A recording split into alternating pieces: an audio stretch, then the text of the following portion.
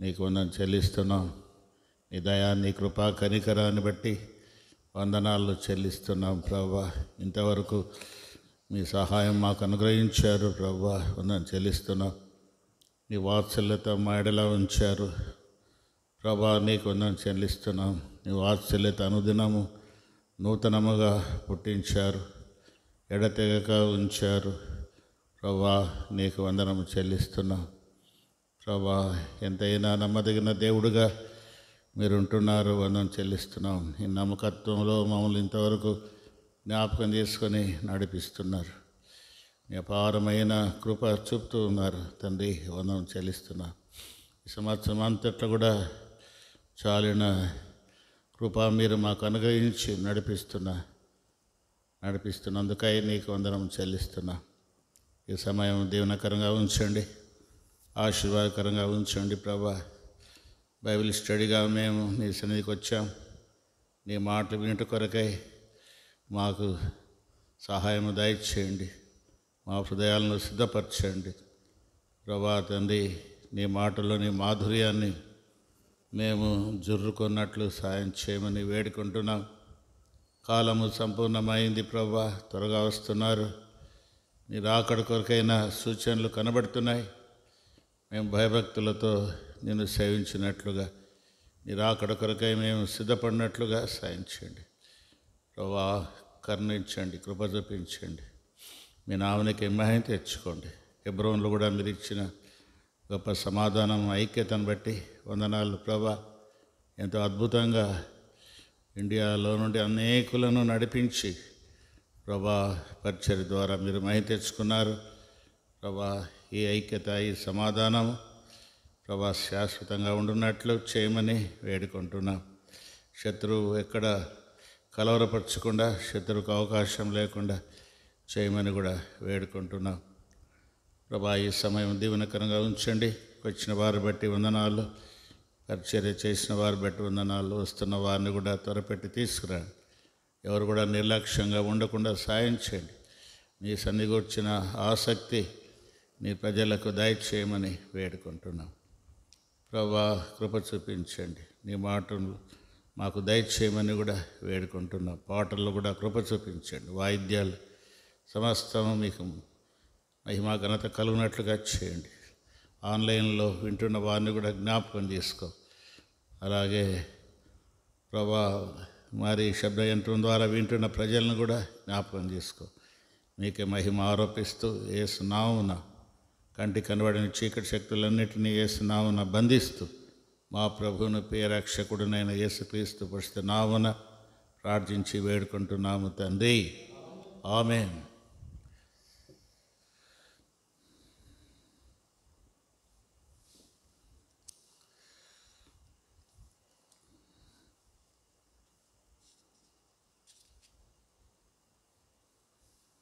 పాట సంఖ్య 28 పాడుకుందాం. చిన్న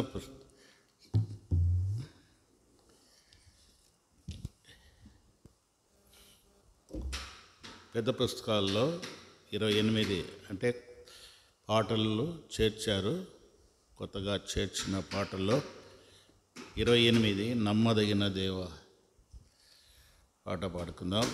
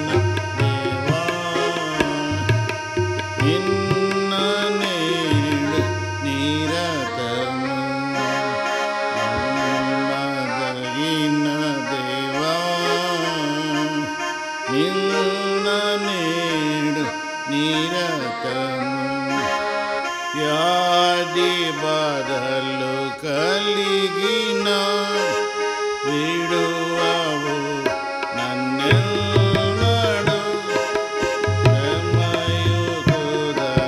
వచ్చిన విడువవు నన్నెన్నడు వ్యాధి బాధలు కలిగిన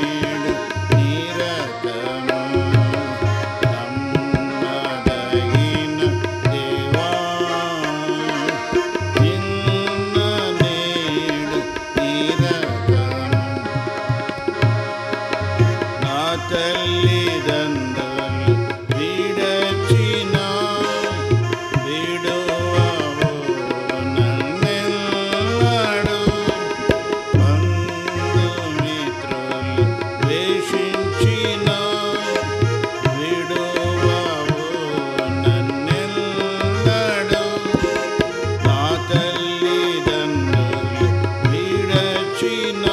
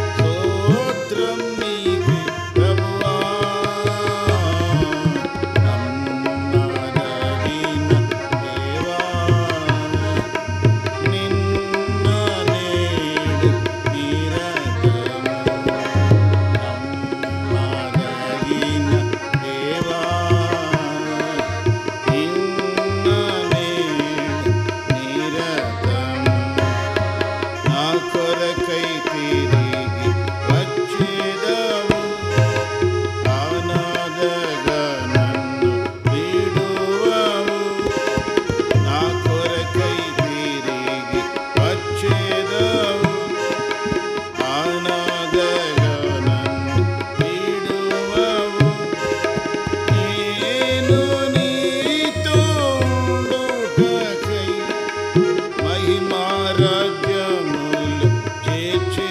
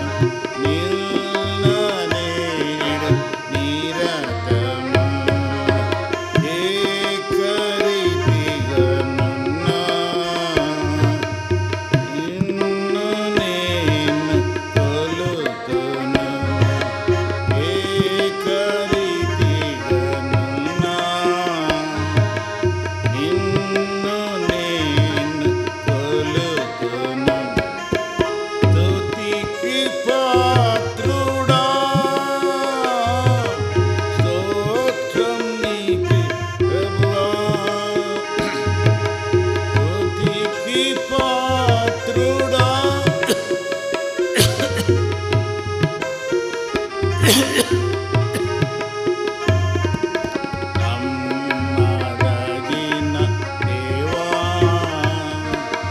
నిన్న నేడు నిరతము నమ్మదగిన దేవా నిన్న నేడు నిరతము.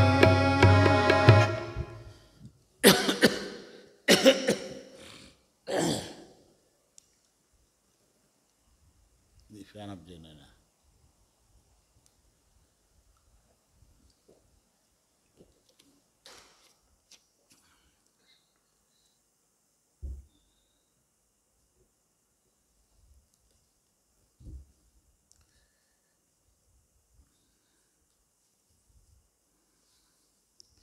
పద్నాలుగో పాట పాడుకుందాం.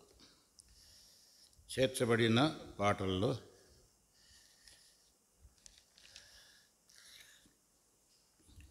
14వ పాట.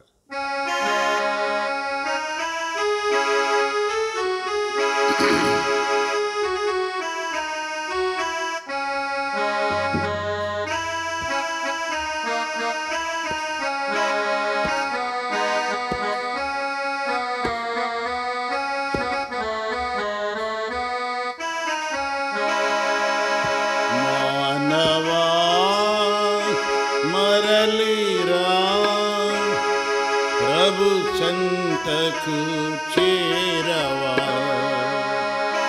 ప్రభు పిలిచే తరుణములోన రక్షించు నిన్ను నేడైనా, ప్రభు పిలిచే తరుణములోన రక్షించు నిన్ను నేడైనా. మానవా మరలిరా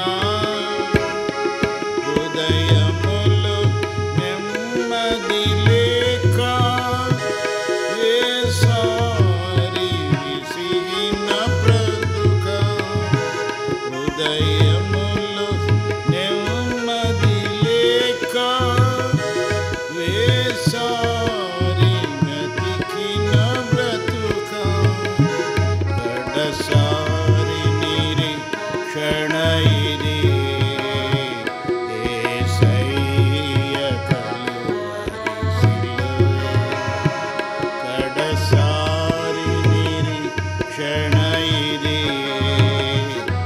యేసయ్య కలువరి సిలువే. మానవా మరలిరా ప్రభు చెంతకు చేరవా, ప్రభు పిలిచే తరుణములోన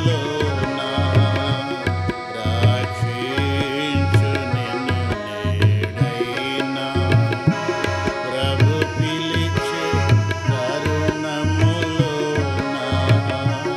రక్షించు నిన్ను నేడైనా. మానవా మరలిరా చుట్టుముట్టాయి వ్యాధులు వరుస, దిక్కుదోచని మరణపు పడక, చుట్టుముట్టాయి వ్యాధులు వరుస, దిక్కుదోచని మరణపు పడక, కడసారి నిరీక్షణ ఇది యేసయ్య కలువరి సిలువే, కడసారి నిరీక్షణ ఇది యేసయ్య కలువరి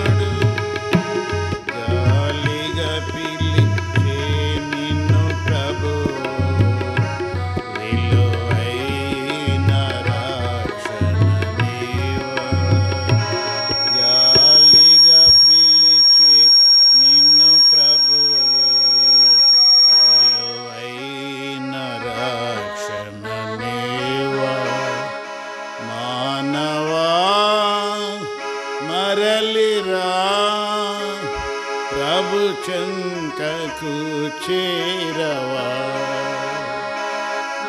పిలిచే తరుణములోనా రక్షించు నిన్ను ఏడైనా. ప్రభు పిలిచే తరుణములోనా రక్షించు నిన్ను ఏడైనా. మానవా మరలిరా,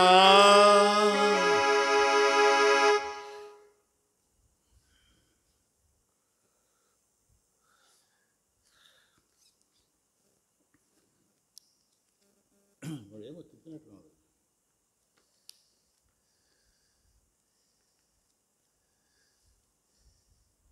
పాట సంఖ్య 751.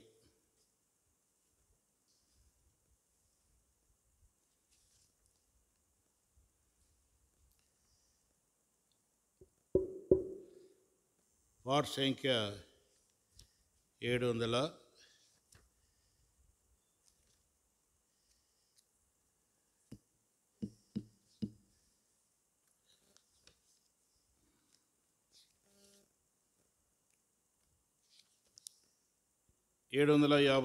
ఇంకో పుస్తకాల్లో 735. యాజక ధర్మము నెరిగి యేసునకే సేవ ప్రేమతో నొనరింపుడు.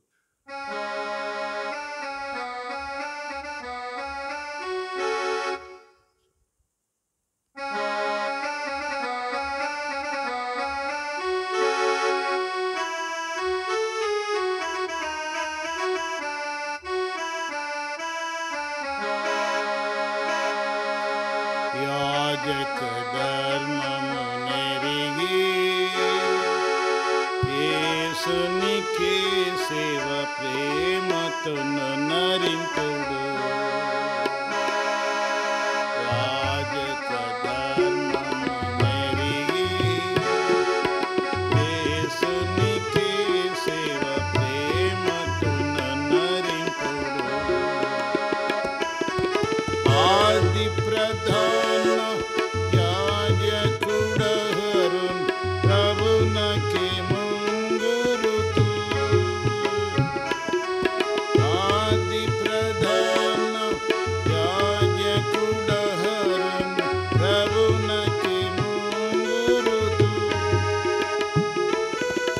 అతని కుమారులు విశ్వాసులకు, అతని కుమారులు విశ్వాసులకు ప్రభుగా ముంగురుతు.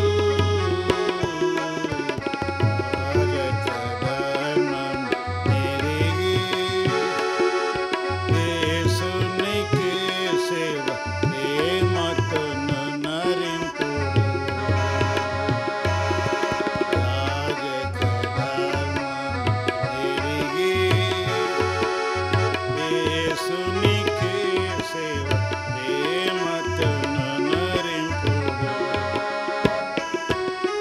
ప్రధాన యాజకుడు మన యేసే, యాజకులము మనమే.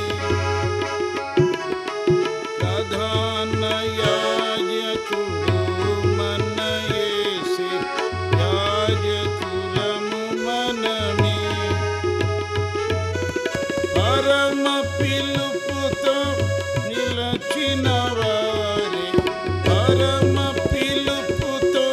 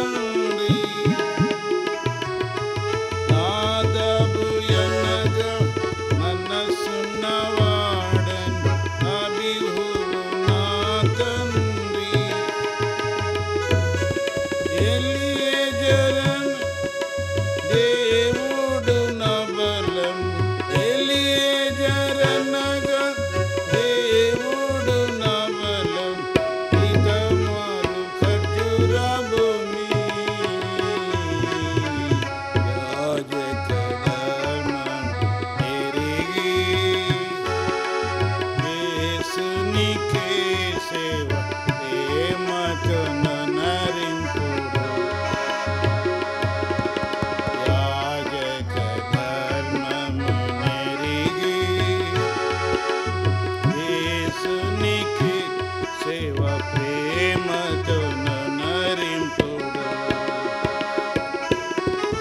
ఆహారును ధరించిన వస్త్రము లేడు, దాని అర్థమేమి? ఆహారును ధరించిన వస్త్రము లేడు, దాని అర్థమేమి? ప్రభు యేసువాని యందున్నవాడు, ప్రభు యేసువాని యందున్నవాడు రక్షింపబడినవాడు. రాజధర్మము ఎరిగి యేసునికే సేవ ప్రేమతో నరింపుడు.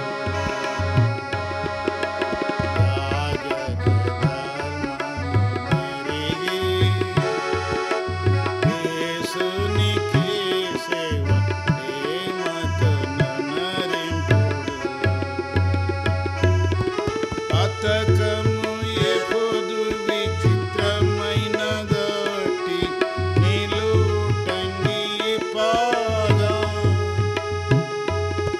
పతకము ఎప్పుడు విచిత్రమైన గట్టి నిలుటంగి పాగా. మేలిమి బంగారు రేకు విచిత్ర, మేలిమి బంగారు రేకు విచిత్ర మైన చొక్క ఏడును.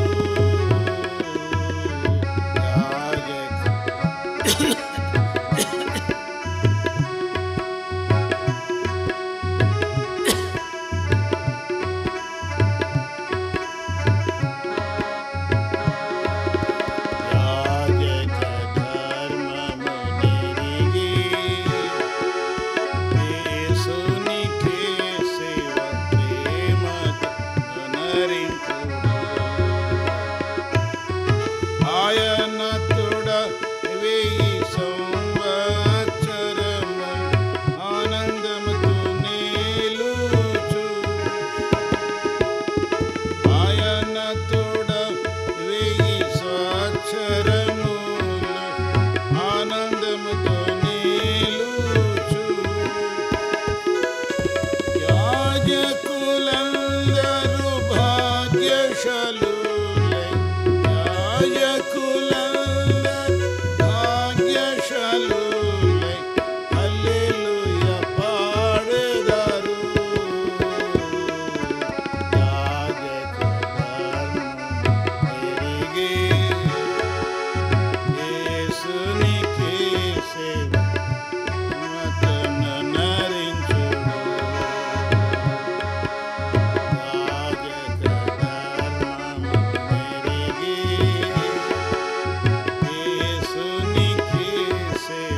ప్రేమతో నరించుడు.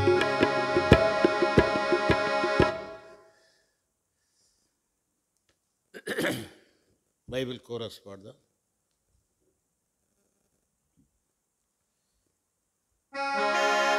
గ్రంథ వాగ్దానములన్నీ నావి, రాతి అధ్యాయము వరుస వచనము, ప్రాణ దివ్య ప్రేమ వాగ్దానములు.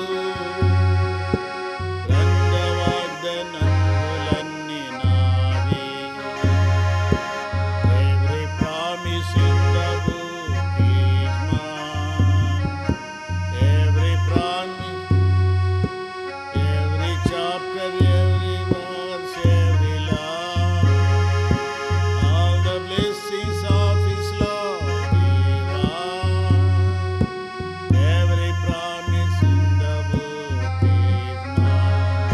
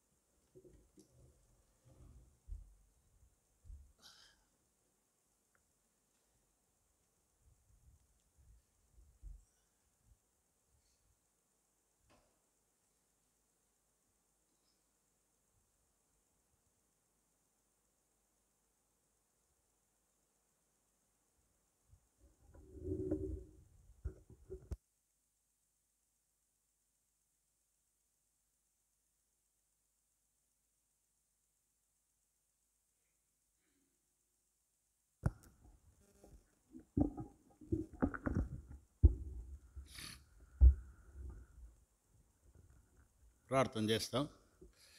ప్రేమ కలిగిన మా పరలోక తండ్రి, ఇంతవరకు పాటల ద్వారా నిన్ను గణపరచడానికి కృప ఇచ్చారు. తిరిగి వాక్య ధ్యానములో ప్రభా నీ సన్నిధి మాకు దయచే ప్రభా, నీ దయా కరుణ కటాక్షం మా పైన ఉంచండి. ఇది నా పరిచర్య మీకు అంగీకారంగా ఉండున్నట్లు చే ప్రభా. మమ్మల్ని జ్ఞాపకం చేసుకో, బలహీనం మీరేమోనో బలపరిచి మీ పునరుత్థాన శక్తి బలం ఇచ్చి నీ కొరకై నిలిపి చక్కగా నీ మహిమ కొరకై వాడుకోండి. చివరి దినాల్లో మాకేది అవసరమో, మేము ఎట్లా ఆత్మీయంగా ముందుకు సాగాలనో విషయాలన్నీ కూడా మాకు తెలియపరుస్తురండి. వాక్యానికి వచ్చిన ఆసక్తి ప్రజలందరికీ దయచే ప్రభా. ఆయన జ్ఞాపకం చేసుకో, అనేకులు చల్లారిపోయిన స్థితిలో ఉంటుండగా జ్ఞాపకం చేసుకో. ప్రతి ఒక్కరికి ప్రభా తండ్రి ఆసక్తి ఇచ్చి ప్రభా ఇంకా దినదినము ఆత్మీయంగా నీలో నూతన పరచబడినట్లుగా సాయం చేయండి. వచ్చిన వారు బట్టి వందనాలు. ఇంకా ఎవరైనా రావాల్సిన వారు ఉంటే, నీ ఏర్పాట్లు ఉంటే వారిని నడిపించిన ఆయన అందరం కూడా నీ మాటలు విని మేలు పొందినట్లుగా కృప చూపమని నీ దయగల హస్తాలకు అప్పగించుకుంటూ యేసు నామమున ప్రార్థించి వేడుకుంటున్నాము తండ్రి, ఆమేన్.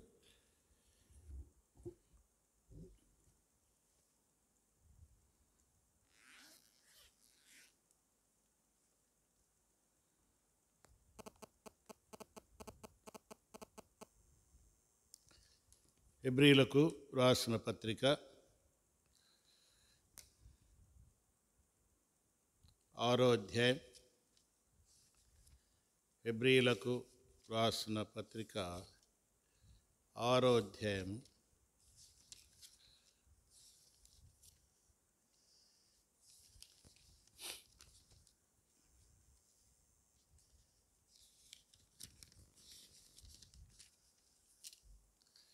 6వ అధ్యాయం మొదటి 3 వచనాలు చదువుకుందామండి.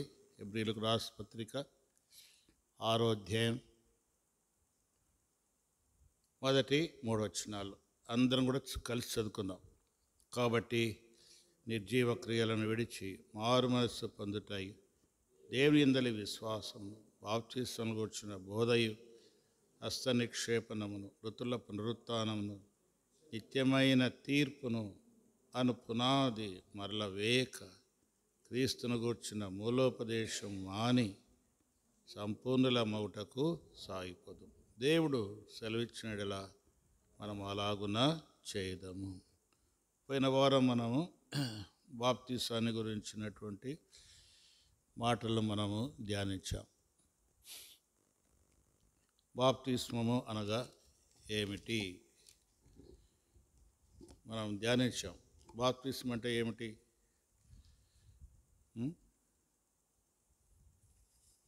చెప్పాలి మరి. ఒక్క మాట నాకు గుర్తు చేసుకోకపోతే ఎట్లా? పోయిన వారం వచ్చిన వాళ్ళు బాప్తిస్మము అంటే ఏమిటి? బాప్తిస్మము అంటే దానికి అర్థము ముంచుట అని అర్థం. నీటిలో పూర్తిగా మునుగుట బాప్తిస్మము అంటే. ఒక వ్యక్తి తన పాపములకై పశ్చాత్తాపడి యేసును సొంత రక్షకునిగా అంగీకరించి బహిరంగముగా సంఘము ఎదుట మరి నీటిలో బాప్తిస సాక్ష్యము ఇచ్చుట. అది బహిరంగముగా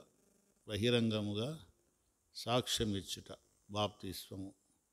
నీటిలో ముంచుట, పూర్తిగా ముంచాల.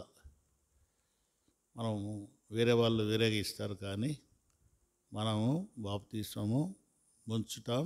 ఏం చేస్తాం? తిరిగి లేపుతాం. మనం ముంచుతాం, తిరిగి ఏం చేస్తాం? లేపుతాం. ఈ బాప్తిస్మం అనేది కూడా దేవుని యొక్క ఆజ్ఞ అయినది. మత్తయి సువార్త 28:18-19 మత్తయి సువార్త 28:18-19 తనను విశ్వసించిన వారినందరినీ నీటిలో బాప్తిస్మము పొందవలనని ఆజ్ఞాపించుట. ఇదొక ఆజ్ఞ. చదవండి ఎవరైనా వాక్యము. 18, 19. అయితే యేసు వారి యొద్దకు వచ్చి, పరలోకమందును భూమి మీదను నాకు సర్వాధికారం ఇవ్వబడింది, కాబట్టి మీరు వెళ్ళి సమస్త జనులను నా శిష్యులుగా తండ్రి యొక్కయు కుమారుని యొక్కయు పరిశుద్ధాత్మ యొక్క నామములోనికి వారికి బాప్తీసం ఇచ్చుచు, నేను మీకు ఏ ఏ సంగతులను ఆజ్ఞాపించుతున్నో వాటన్నిటినీ గైకొనవలనని వారికి బోధించుడి. కనుక చాలు పరలోకమందును భూమి మీద ఆయనకు ఏమన్నది? సర్వాధికారం. చూడండి ఎంత గొప్ప దేవుడు, ఎంత గొప్ప దేవుడు. పరలోకమందు భూమి మీద కూడా సర్వాధికారం. సర్వాధికారం అంటే అన్నిటిపైన అధికారం, సర్వాధికారం గలవాడు. కనుక మీరు వెళ్ళి ఏమన్నాడు? మీరు వెళ్ళి చదవండి, సమస్త జనులను శిష్యులుగా చేయుడి, తండ్రి యొక్కయు కుమారుని యొక్కయు పరిశుద్ధాత్మ యొక్క నామములోనికి వారికి బాప్తీసము ఇచ్చుచు. కనుక సర్వలోకానికి వెళ్ళి సర్వ ప్రజలను శిష్యులుగా చేయుడి. ఆయన శిష్యులుగా మనం ఉంటే ఎంత ధన్యత. మనం బాగా ఆలోచన చేస్తే పరలోకమందు అధికారం ఉంది, భూమి మీద ఆయనకు అధికారం ఉంది.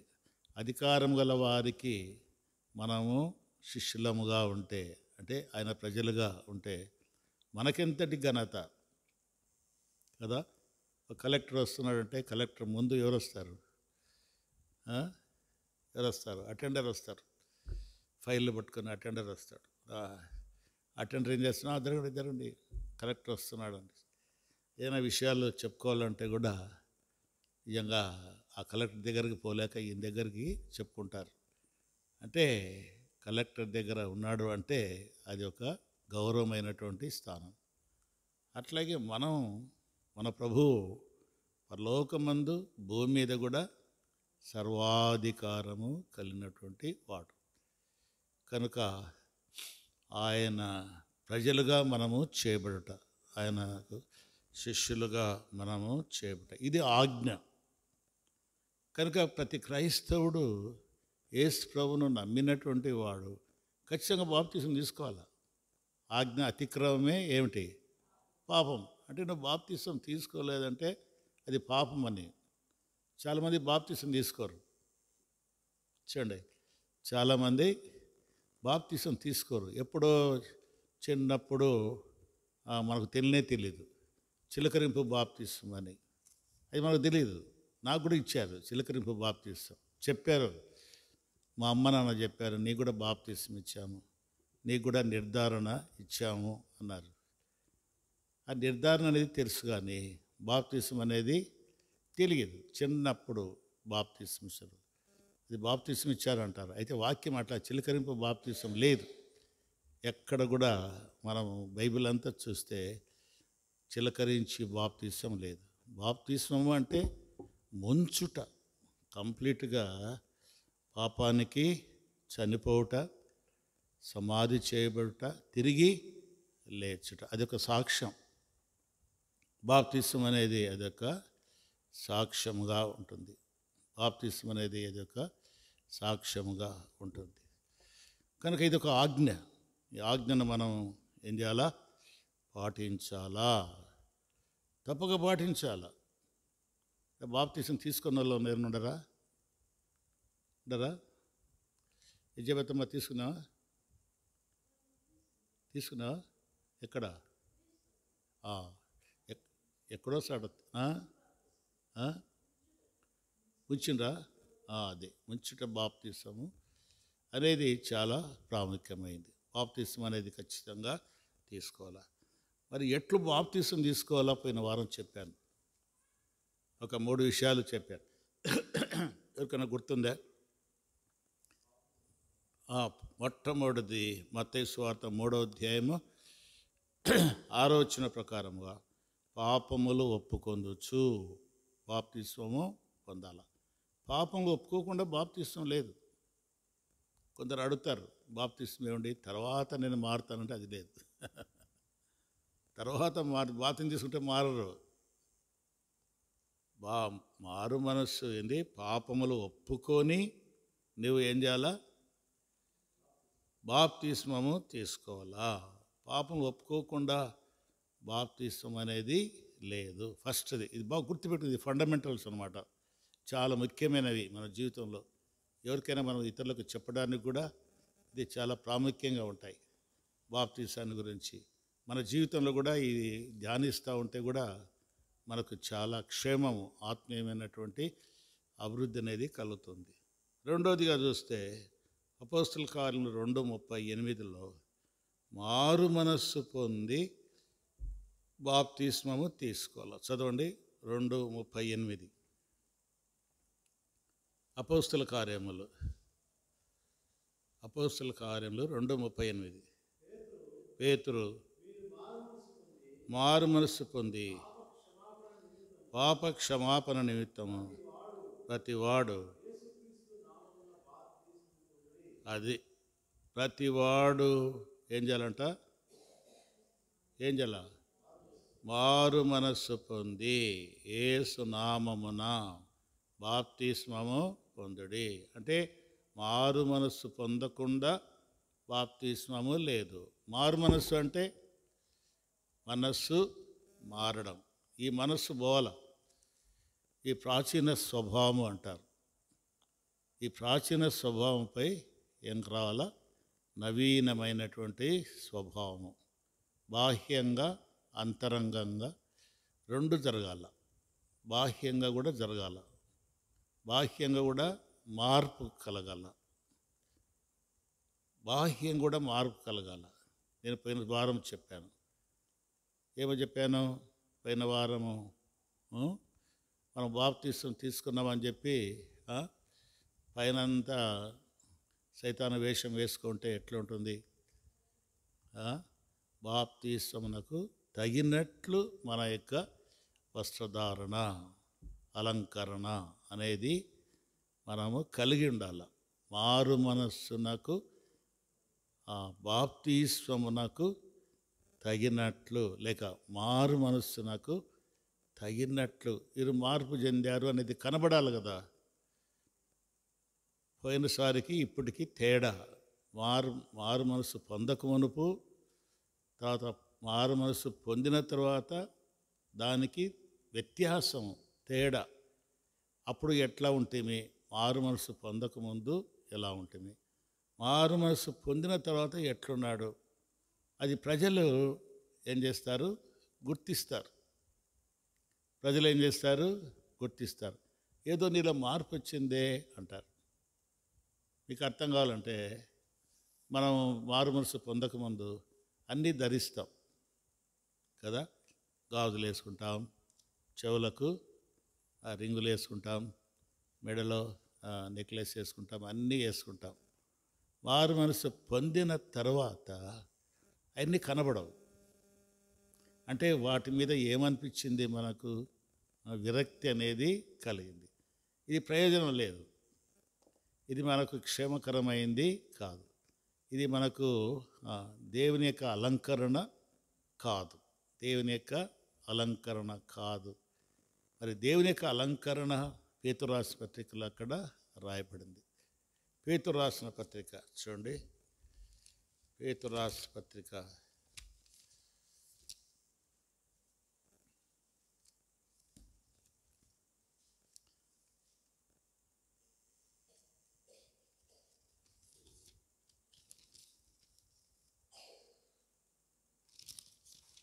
పేతురు రాసిన చదవండి.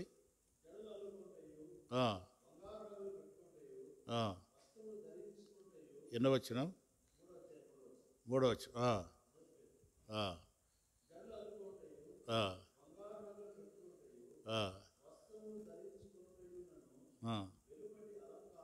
ఆ, ఆ, సాధువైనట్టు మృదువైనట్టునైన గుణమును అక్షయాలంకారము గల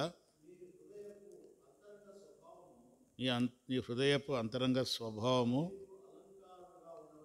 అది. మనకి ఎట్లుండాలా? బాహ్యమైన అలంకరణ కాదు. బాహ్యమైన అలంకరణ మార్పు చెందిన తర్వాత, మారు మనస్సు పొందిన తర్వాత ఈ శరీరంలో కూడా మార్పు అంతా కూడా. ఆ ముందు ఎన్ని ధరిస్తూ ఉంటుంది, ఇవన్నీ కూడా ధరిస్తూ ఉంటాయి. మరి ఇప్పుడు అవన్నీ ఏమైనాయి? అవన్నీ కూడా లేవు. అవన్నీ కూడా లేవు. మీ మీ ఆంటీ కూడా అప్పుడు కొత్తగా రక్షణ పొందినప్పుడు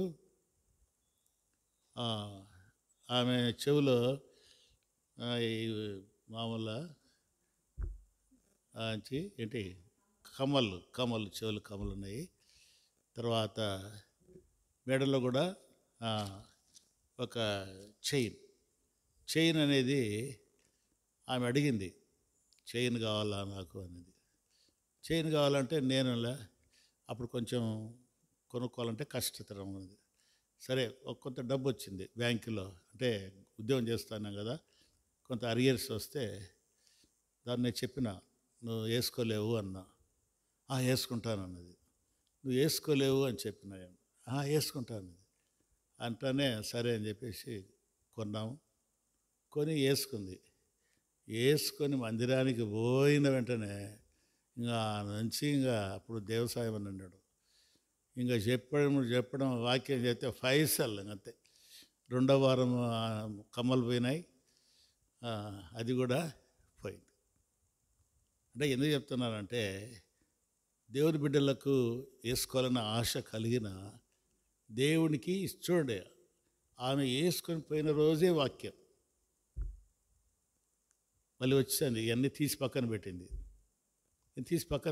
ఏం వేసుకుంటే లేదు, నాకు పోయినాక నాకు ఒళ్ళంతా జల్లరిచ్చింది అంది.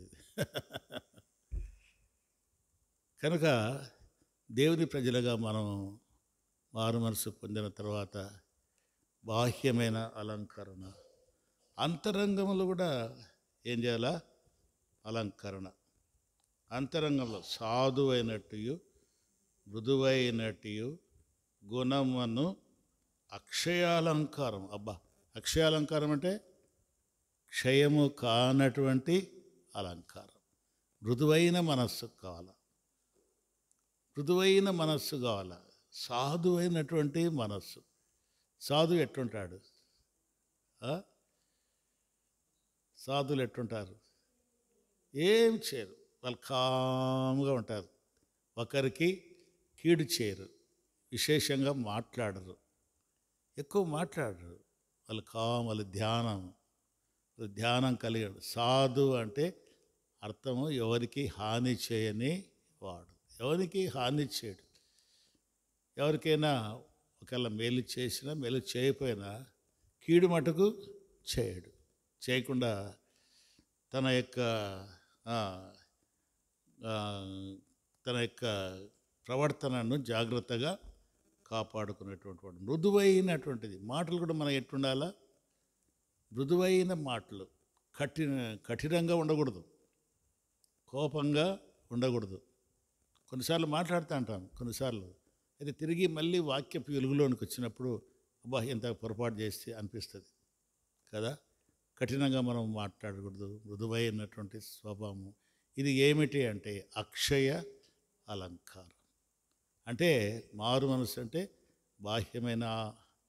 బాహ్యమైనటువంటి మార్పు, తర్వాత అంతరంగంలో మార్పు. బాహ్యంగా మారాలా, అంతరంగం కూడా మారాలా. కనుక మొట్టమొదటిది ఏమిటి? పాపాలు ఒప్పుకోవాలా. రాసుకోండి, కావాలంటే కూడా రాసుకోండి. పాపాలు ఒప్పుకోవాలా. పాపాలు ఒప్పుకొని మారు మనస్సు పొందాలా. రెండవది మారు మనస్సు పొందాలా. తర్వాత అపోస్తుల కార్యములు 2:41 వచ్చండి. అపోస్తుల కార్యములు 2:41. అపోస్తుల కార్యములు 2:41. చదవండి. కాబట్టి కాబట్టి అతని వాక్యము అంగీకరించిన వారు, అది వాక్యమును చెప్పండి చెప్పండి వాక్యమును అంగీకరించుట.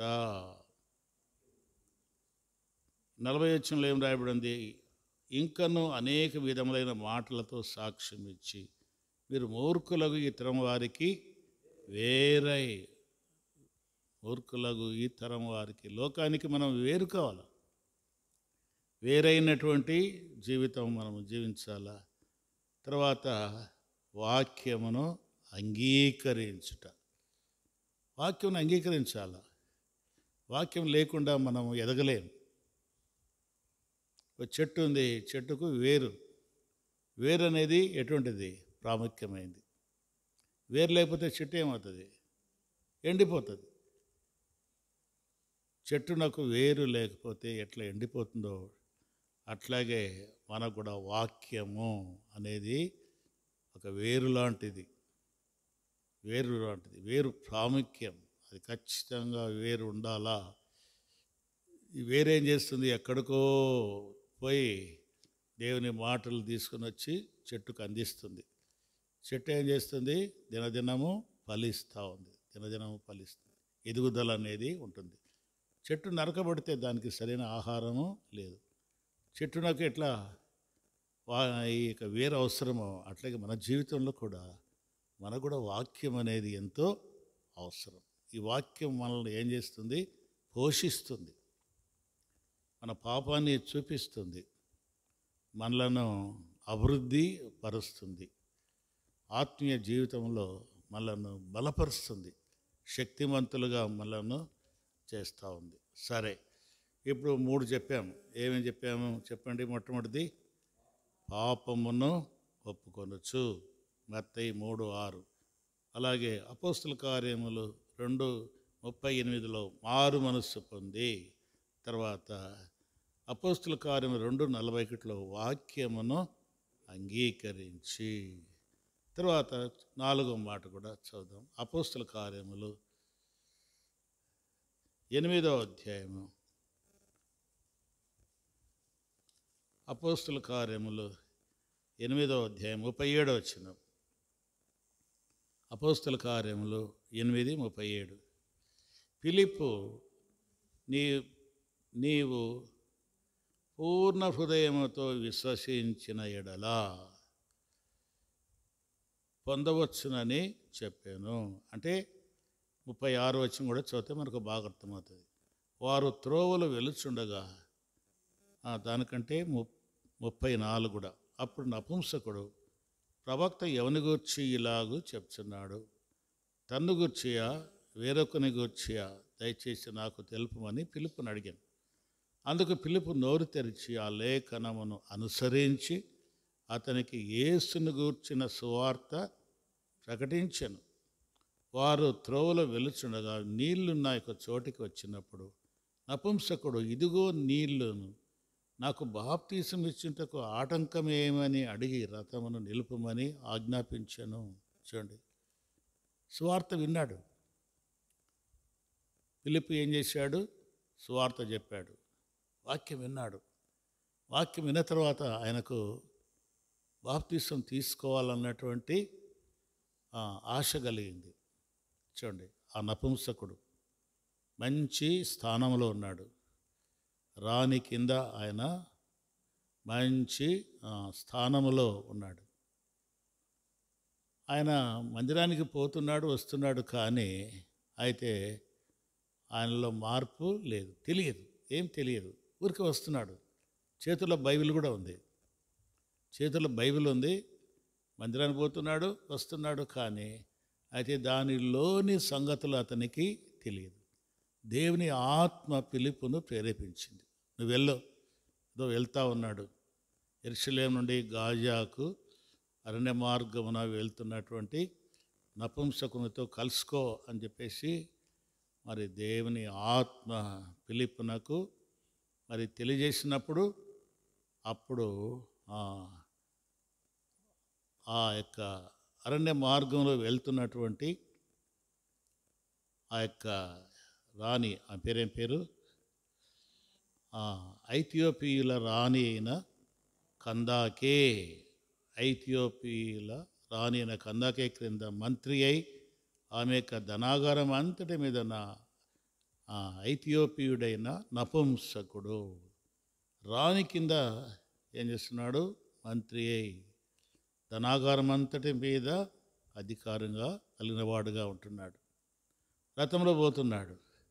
అతడు తిరిగి వెళ్ళుచు తన రథం మీద కూర్చుండి ప్రవక్త అయిన యెషయా గ్రంథము చదువుచుండెను.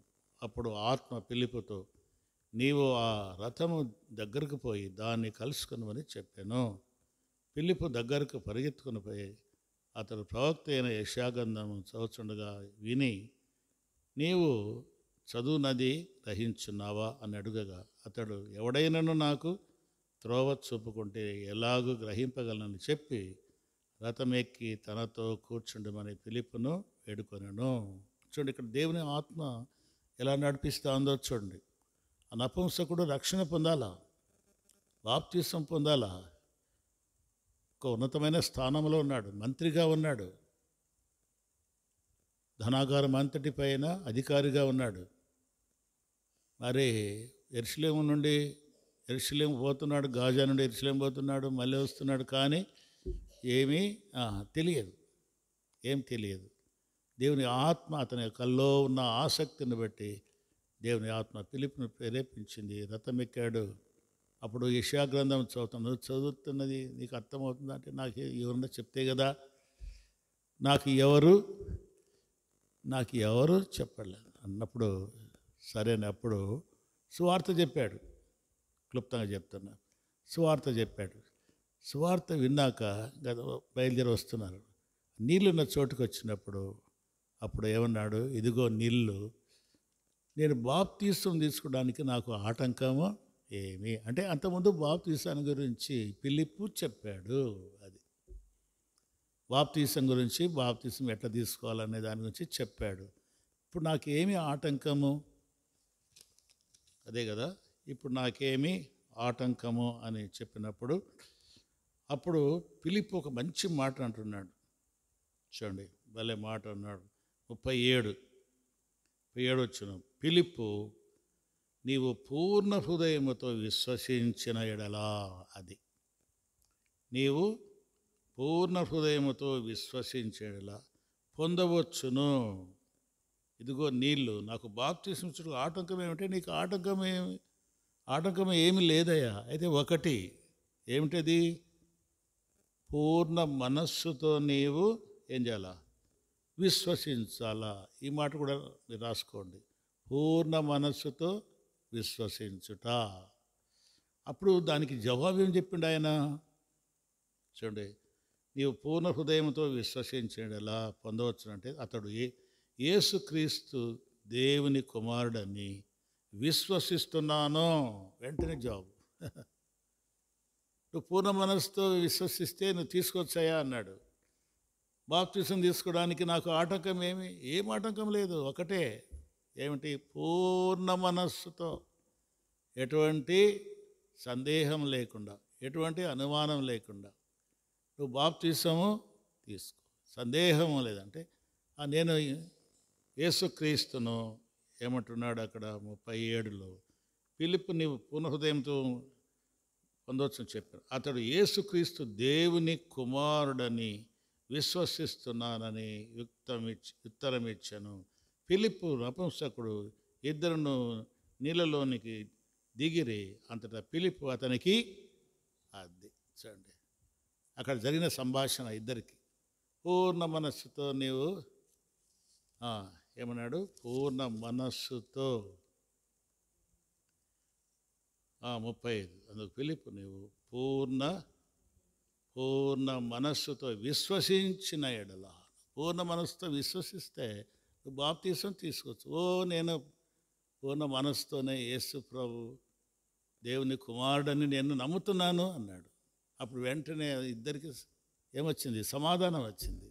ఇద్దరు వెంటనే అప్పుడే రథము దిగి ఆ నీళ్ళ దగ్గరికి వెళ్ళి బాప్తీసము తీసుకున్నట్లుగా మనం చూస్తున్నాం. అంటే నాలుగోది ఏమిటంటే పూర్ణ మనస్సు. పూర్ణ మనస్సుతో విశ్వసించుట. అది మొట్టమొదటిది ఏమిటి? పాపములు ఒప్పుకొనుట. రెండవది మారు మనస్సు పొందుట. మూడవది వాక్యమును అంగీకరించుట. నాలుగవది పూర్ణ మనస్సుతో విశ్వసించుట.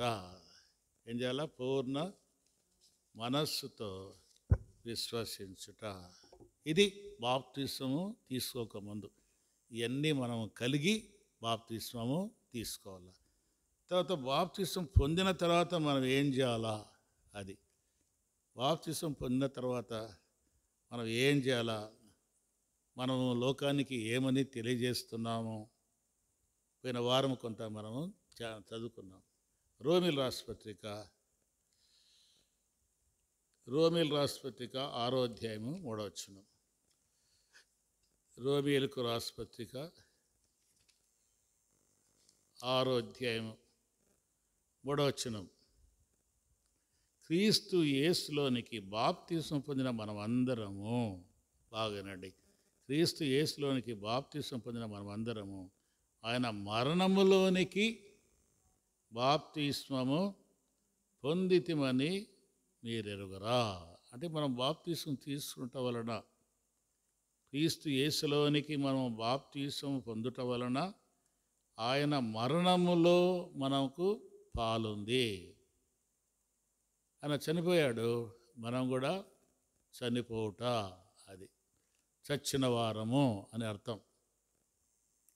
ఆయనలోనికి బాప్తిస్మం తీసుకుంటున్నావంటే అర్థం ఏమిటి? చచ్చిపోయాను అని చెప్పడం. నేను చచ్చిపోయానయ్యా అని చెప్పాలా? ఎట్లా చెప్పాలా చచ్చిపోయానని? అట్టుంది వాక్యం. మరి చచ్చిపోవాలా? ఎట్లా చచ్చిపోయాడు? దేనికి చచ్చిపోవాలా? దేని చచ్చిపోవాలా? పాపానికి. యేసు ప్రభు పాపానికి చచ్చిపోయాడు. యేసు ప్రభు ఆయనలో పాపము లేదు.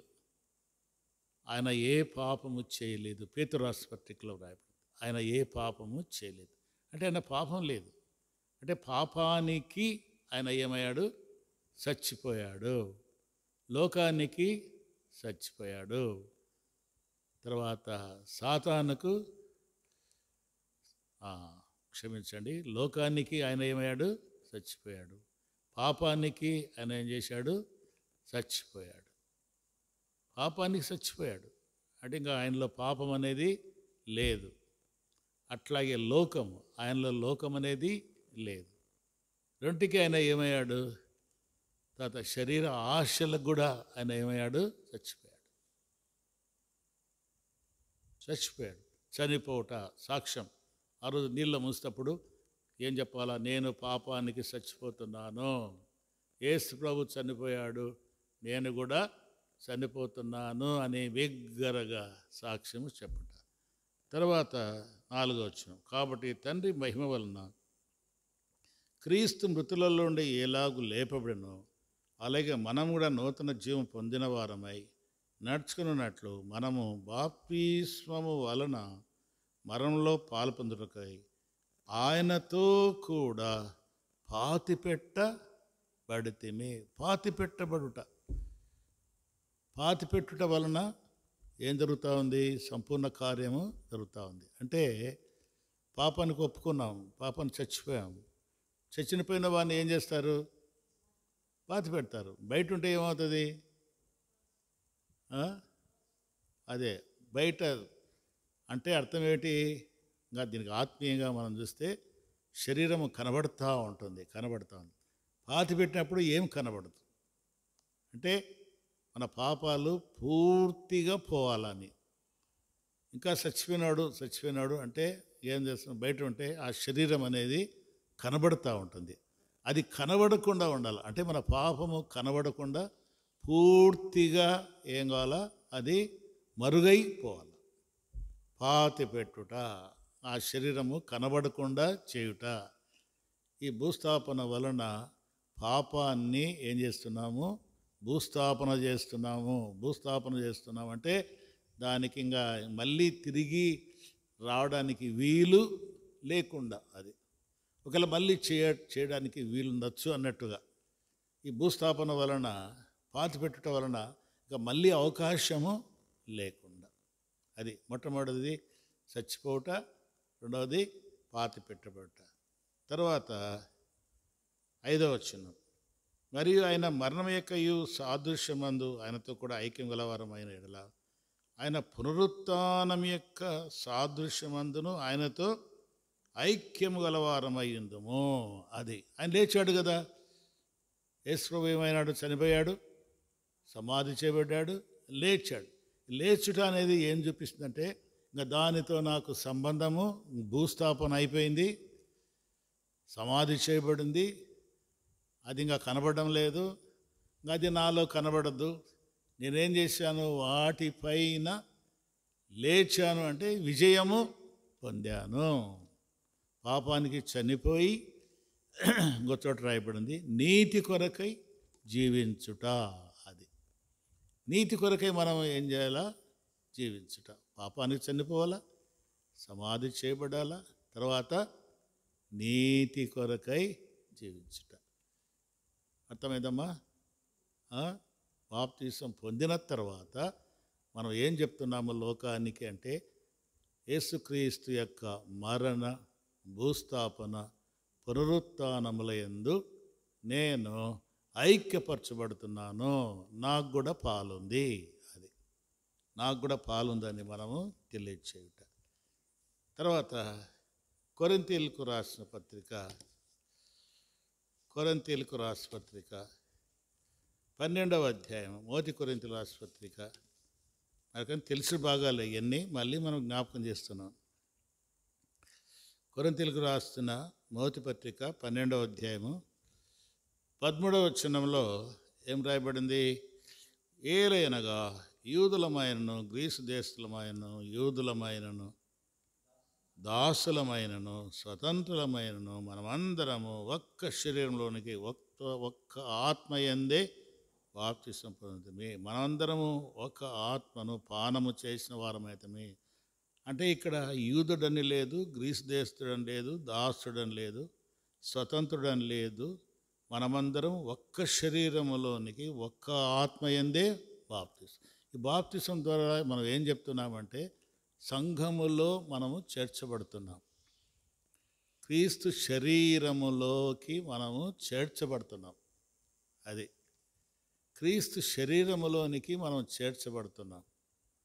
ఈ శరీరం ఉంది, కింద అంతా వ్రాయబడింది, మీరు ఇంటికి పోయినాక బాగా చదువుకోవచ్చు. ఈ శరీరం ఉంది, ఈ శరీరము దానికి ఏమని పేరు? ఒక్కటి శరీరము అంటాం కదా. అయితే ఈ శరీరంలో ఎన్ని అవయవాలు ఉన్నాయి? అవయవాలు అంటే భాగాలు. చెవి అనేది, కాలు అనేది, ముక్కు అనేది, నోరు అనేది, గుండె అనేది, ఊపిరితిత్తులు అనేది, ఎముకలు అనేది, ఇవన్నీ కూడా భాగాలు. ఇవన్నీ కూడా ఏమిటి? భాగాలు. అయితే శరీరం ఏమో ఒకటే, శరీరం ఒకటే. భాగాలుగా దేవుడు మనం బాప్తిసం తీసుకుంటే వలన ఆయన ఏం చేస్తున్నాడు? ఈ క్రీస్తు శరీరము అనే సంఘములో ఒక భాగముగా మనను అమర్చుతూ ఉన్నాడు. దేనిగా పెడుతున్నాడో? గుండెగా పెట్టాడో, లేకపోతే ఊపిరితిత్తులుగా పెట్టాడో, లేదంటే రక్తనాళాలుగా పెట్టాడో, ఎముకగా పెట్టాడో, ఏదో ఒక భాగం పెట్టి దాన్ని అమర్చాడు. ఇప్పుడు మనం బాప్తిసం తీసుకుంటే వలన మనం ఒంటరి వాళ్ళం కాదు, సంఘములోనికి వస్తున్నాం. క్రీస్తు శరీరం అనే సంఘం. మనం ఈ దేహంలో ఏ అవయవాన్ని కూడా తీయలేము. గుండెని తీస్తామా? ఊపిరితిత్తులను తీయగలమా?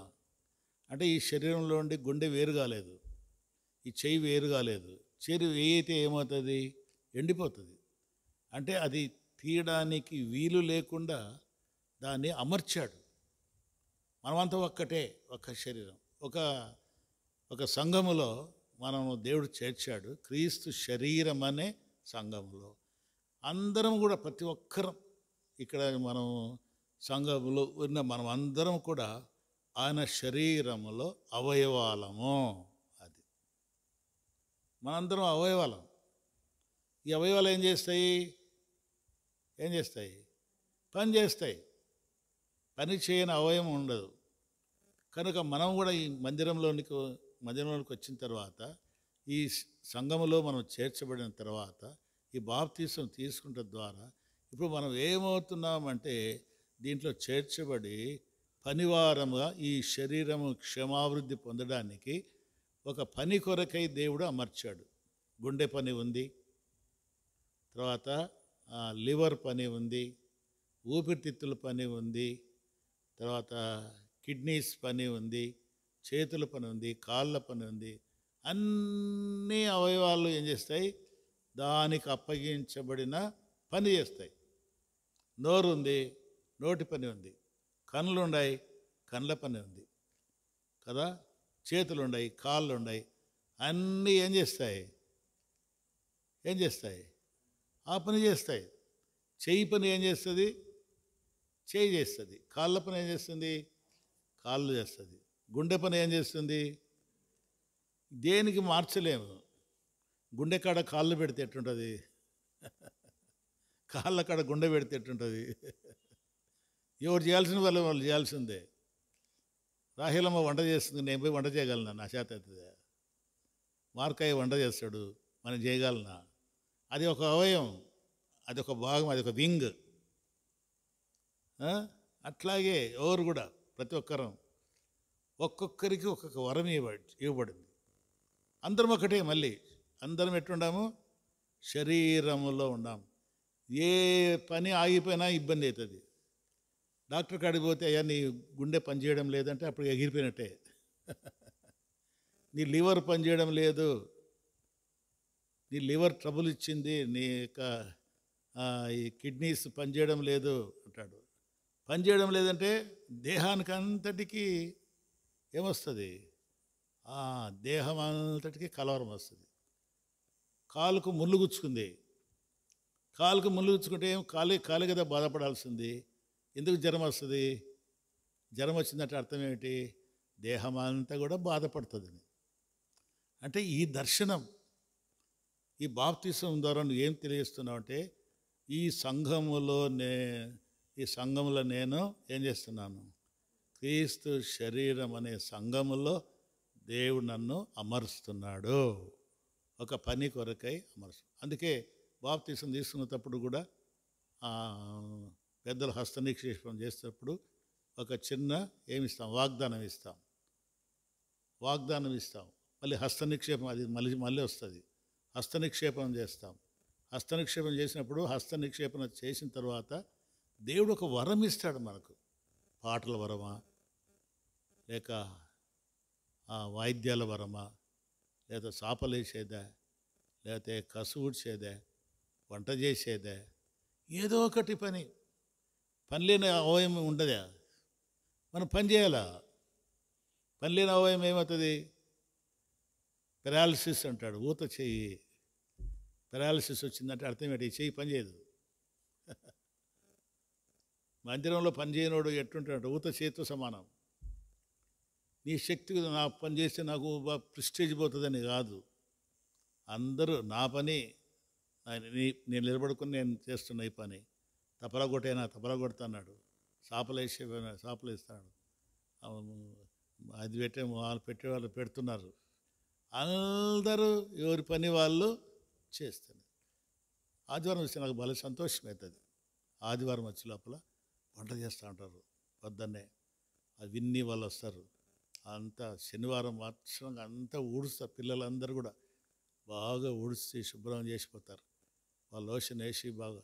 ఇంకొక ఆయన వస్తాడు, జయరాజ్ అని ఆయన కూడా టాయిలెట్స్ అన్నీ కూడా ఊడ్చేస్తాడు, శుభ్రం చేస్తాడు. బాత్రూమ్లన్నీ శుభ్రం చేస్తాడు. తర్వాత విన్ని వాళ్ళు వస్తారు. వాళ్ళు వచ్చి ఏం చేస్తారు? చాపలు వేసి అంతా శుభ్రంగా పెడతారు. అప్పుడు మేము వచ్చి ఏం చెప్తాం? వాక్యం చెప్తాం. ఇవన్నీ జరగకపోతే వంట అవసరం కదా. వంట అవసరమా లేదా? వంట అవసరమే. చాపలు వేయాల్సింది అవసరమే. ఊడ్చాల్సినడు అవసరమే. ఎట్లా మురిగ్గా ఉంటే ఎట్లా కూర్చుంటారు? చాపలు వేయాల్సిందే. మైక్ పెట్టాల్సిందే. యోని పని అది ఎట్లుంటుందంటే ఇంకా మనకు తక్కువ కొన్ని పెద్ద మందిరాలు అయితే హరిబురిగా అంత గబ గబ గబ గబ అన్నీ కూడా చేసిపోతారు. అంటే ఇది మనదంతా కూడా ఒక కుటుంబము. ఈ కుటుంబంలో మనం అందరం వారికి అప్పగించిన పని. మందిరంలో పని లేదంటే నీకు వేస్ట్, ఆడ లేదని అవయవం, దేవుడు అమర్చలేదని అర్థం. కనుక ఈ బాప్తిసం ద్వారా యూదుడని లేదు, గ్రీసు దేశస్తున్నది, ఇంకా కూడా కుల వ్యవస్థ కూడా లేదు, కులం కూడా లేదు. ఇంకా మనం బాప్తిసం తీసుకున్న తర్వాత ఇంకా ఈ కులము ఆ కులం అని లేదు. మనకి ఇంకా పోవడంలే, బుద్ధి పోవడంలే. ఆ పిండిల కాడకొచ్చి ఇట్టటోడు ఉండాలా, మా కులం వాడే ఉండాలా అంటారు. అనరా యాండది కులము? బాప్తిసం తీసుకున్న తర్వాత అయిపోయాయి, సంఘంలోనికి వచ్చాం. సంఘంలో అందరు ఉండారు. సంఘంలో ఎవరుండారు? అందరుండారు కదా, అందరుండారు. వాళ్ళు ఉన్నారు, వీళ్ళున్నారు, వాళ్ళు ఉన్నారు, వీళ్ళున్నారు, కమ్మలు ఉన్నారు, రెడ్లు ఉన్నారు, మాలలు ఉన్నారు, మాదిగలు ఉన్నారు, అందరూ ఉన్నారు. నువ్వు కాదనడానికి లేదు. చెయ్యితో నువ్వు చెయ్యి కాదవయా శరీరంలో లేవంటామా? అనగలమా? అట్లేదు. ఈ బంధము దేవుడు అట్లా బంధించాడు. యూదుడని, గ్రీసేస్తుని, స్వతంత్రుడని, దాసుడని ఏ భేదం లేకుండా అందరం ఒక్కటి. ఆ తత్వం రావాలా. అందరినీ మనం ప్రేమించాలా, పెద్దలను ప్రేమించాలా, మన తోటి వారిని ప్రేమించాలా, మన కింద ఉన్న వాళ్ళని కూడా ప్రేమించాలి. కులం అనేది లేదు. ఇంకా కులం అనేది చచ్చిపోవాలా. ప్రభు ఏం చేశాడు? ఆయన మనం ప్రభువులో సాక్ష్యం ఇస్తున్నాం కనుక పాపానికి చచ్చిపోయాం. అట్లాగే ఈ కులానికి కూడా ఏం కావాలా? ఏం చేయాలా? చచ్చిపోవాలా. అంతే. ఇంకా మావాడే కావాలంటే మీవాడు, ఇంకా అది ఆ మాట వచ్చిందంటే నీలో, మావాడు అనే మాట వచ్చిందంటే ఇంకా నీలో పరిపక్వము కాలే, ఇంకా నువ్వు శరీరంలో అమర్చబడలే అని అర్థం. తర్వాత ఇంకొక మాట మనం జ్ఞాపకం చేసుకుందాం. గలతీ పత్రిక, ఇది బాప్తిసం తీసుకున్న తర్వాత. గలతీ పత్రిక 3వ అధ్యాయం 27వ వచనం. గలతీ పత్రిక 3వ అధ్యాయం 27వ వచనం. క్రీస్తులోనికి బాప్తిసం పొందిన మీరందరూ, అదే క్రీస్తును ధరించుకునేట. మనం వస్త్రం వేసుకుంటాం. మనం వస్త్రం వేసుకుంటే మన వస్త్రం కనబడుతుంది, అంతేనా? నేను ఈ గుడ్డలు వేసుకున్నా, ఈ గుడ్డలు కనపడితే నా శరీరం కనపడదు. ఎవరైనా అంతే, వస్త్రాలు ధరించుకుంటే. అట్లాగే మనం కూడా క్రీస్తును ధరించుకునటం వలన మన జీవితంలో క్రీస్తు కనబడాలా. అది నువ్వు బాప్తిసం ఇస్తూ ఏం చెప్తున్నావు? ఏం చెప్తున్నావు? నేను క్రీస్తును ధరించుకునేనాను. అంతకంటే ముందు ఏం చెప్తున్నావు? క్రీస్తు శరీరములో నేను పాలు పొందుతున్నాను. ఆయన క్రీస్తు శరీరము అనే సంఘములో నేను అమర్చబడి ఉన్నాను. తర్వాత దానికంటే ముందు ఆయన మరణ, భూస్థాపన, పునరుత్థానములో నేను ఐక్యపరచబడుతున్నాను. ఇప్పుడు క్రీస్తును వస్త్రముగా ధరించుకొని ఉన్నాను. అది ఈ 3 విషయాలు. మొట్టమొదటిది ఏమిటమ్మా? క్రీస్తు యేసు మరణ, భూస్థాపన, పునరుత్థానములో ఐక్యపరచబడ్డ. రెండవది కొరింథీ పత్రికలో మనం చూసినట్లుగా అక్కడ ఏమిటి? క్రీస్తు శరీరం అనే సంఘములో మనము అవయములుగా అమర్చబడుట. క్రీస్తు శరీరం అనే సంఘములోనికి చేర్చబడుట. ఇప్పుడు ఒంటరి వాడవు కాదు, నువ్వు వేరే కాదు, నువ్వు వేరే నేను వేరే కాదు.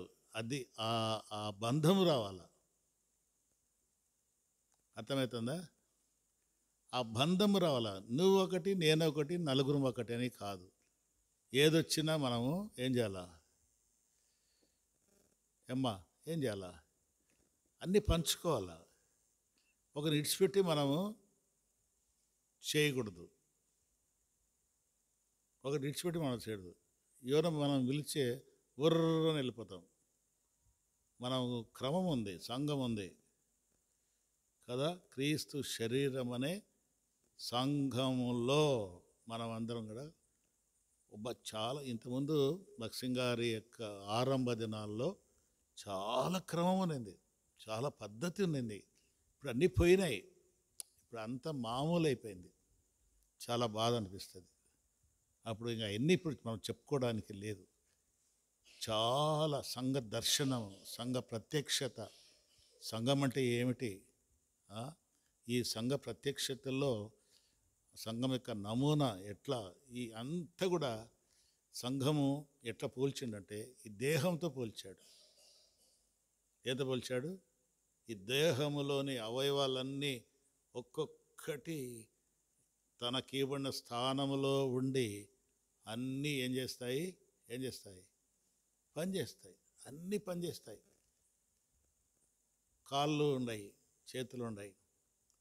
కాళ్ళు చేతుల స్థానంలోకి రావు. కాళ్ళు చేతుల స్థానంలోకి వచ్చి ప్రేలాడంటే ఎట్టుంటుంది? చేతులు కాళ్ళ దగ్గరికి వస్తే ఎట్టుంటుంది? అట్లా కాకుండా ఎక్కడ ఏ స్థానంలో, సంఘంలో కూడా ఏ స్థానంలో ఎవరు అంతే. ఇంకా వేరే వాళ్ళకి ఆ పని అప్పచెప్పరు. భక్సింగ్ గారు ఉన్నప్పుడు ఒక ఆయన గుడ్డైన యేసుపాదం ఉన్నాడు. ఆయనే వాంచాలి హార్మోనియం. ఎంతమంది లేరు వాంచేవాళ్ళు. ఆయనే గుడ్డైన తీసుకొచ్చి ఆడబెడతారు. తపలా దేవదానం అని అన్నాడు, ఆయన తీసుకొచ్చి ఆడబెడతారు. మైక్ పెట్టి ఆయన మైక్ ఆడబెడతారు. అంతే. ఎవడంటే వాడు గెలకడానికి లేదు. ఇంకా అంత ఒక పద్ధతిగా క్రమంగా మన దేహం ఎట్లా పనిచేస్తూ ఉంటుందో అన్నీ కూడా. మనం అన్నం తింటాము, అన్నం తిన్న ఆహారం మళ్ళీ లోపలికి పోతుంది. లోపల పోయి ఏమేమో జరుగుతుంది. ఆ లోపల అంతా పెద్ద కార్యం జరుగుతుంది. దాని నుండి శక్తి రావడము, చేతులు రావడము, కాళ్ళు రావడము, అన్నీ కూడా ఎక్కడైతే పొరపాటు జరుగుతుందో అంతా కొలాప్స్, దేహం అంతా కొలాప్స్ పడిపోతుంది. ఒక చిన్న అవయవం పనిచేయకపోతే, ఒక లివర్ అనేది చిన్నగా ఉంటుంది, ఆ లివర్ పనిచేయకపోతే మొత్తం అంత దేహం అంతా కూడా స్టన్ అయిపోతుంది, స్తంభించిపోతుంది. తర్వాత మూడవదిగా చూస్తే ఏమిటి? క్రీస్తును ధరించుకోవడం అంటే ఆయన మనస్సు కలిగి ఉండడం. క్రీస్తు యేసును కలిగిన మనస్సు మీరు కలిగి ఉండండి. క్రీస్తు యేసును కలిగిన మనస్సు మనం కలగాలి. మనం ఆ మనస్సు మనం చూపించాలా. అంటే మనం మాట్లాడినా, మనం నడిచినా, ప్రవర్తించినా ఎవరు కనబడతా ఉండాలా? ఈ వస్త్రం నేను ఆడిపోయినా, బయటికి పోయినా, ఎక్కడ పోయినా ఈ వస్త్రమే కనబడుతూ ఉంటుంది. నాలోని నా దేహం కనబడదు. అట్లాగే మనం ఎక్కడ ఉండినా చేసినా క్రీస్తు ఆయన మనస్సే మనము కలిగి ఉండి జీవించట. ఇది బాప్తీసాన్ని గురించినటువంటి బోధ. తర్వాత రేపు వారం దేవుని చిత్తం అయితే మరి మనం ఎట్లా అభివృద్ధి చెందాలా? 42వ వచనాన్ని చదువుదాం. అపోస్తుల కార్యము 2:42లో అపోస్తుల బోధ యందును, సహవాసం యందును, రొట్టె విడుచుట యందును, ప్రార్థన చేయుట యందును ఎడతెగక ఉండేది. అది బాప్తిసం పొందిన తర్వాత, రక్షణ పొందిన తర్వాత, మారుమనసు పొందిన తర్వాత, దేవుని వాక్యం చేత నింపబడిన తర్వాత మనం ఎట్లుండాలా? అంతే.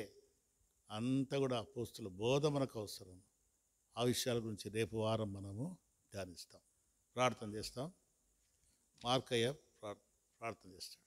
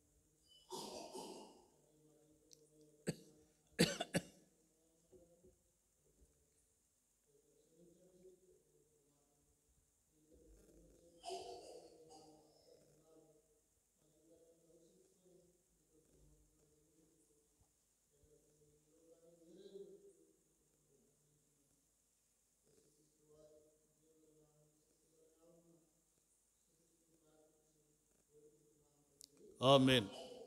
దయచేసి గమనించండి, శుక్రవారం మనకు హాఫ్ నైట్ ప్రేయర్ ఉంటుంది. 8 గంటలకు స్టార్ట్ అవుతుంది. రాత్రి 8 గంటలకు స్టార్ట్ చేసి 12 గంటలకు మనం ముగించుకుందాం. కనుక దాని కొరకై రండి సిద్ధపడి. రేపు శుక్రవారం మనకు 8 గంటలకు, 7 గంటలకు కాదు, 8 గంటలకు హాఫ్ నైట్ ప్రేయర్ ఉంటుంది. మీరు వస్తే, మీరు రాత్రి పోలేకపోతే ఎవరైనా తోడిచ్చి పంపిస్తాం, మీ ఇంటికి తోడిచ్చి పంపిస్తాం. కనుక దయచేసి మనం హాఫ్ నైట్ ప్రేయర్లో మనం పాల్గొందాం. మన ప్రభు అయిన యేసుక్రీస్తు కృపా, తండ్రి యొక్క ప్రేమ, పరిశుద్ధాత్మ సహవాసం చేరిన మనందరికీ, ప్రతి కుటుంబానికి ఇప్పుడు ఎల్లప్పుడూ సదాకాలము తోడైండు గాక. ఆమేన్. Praise lord.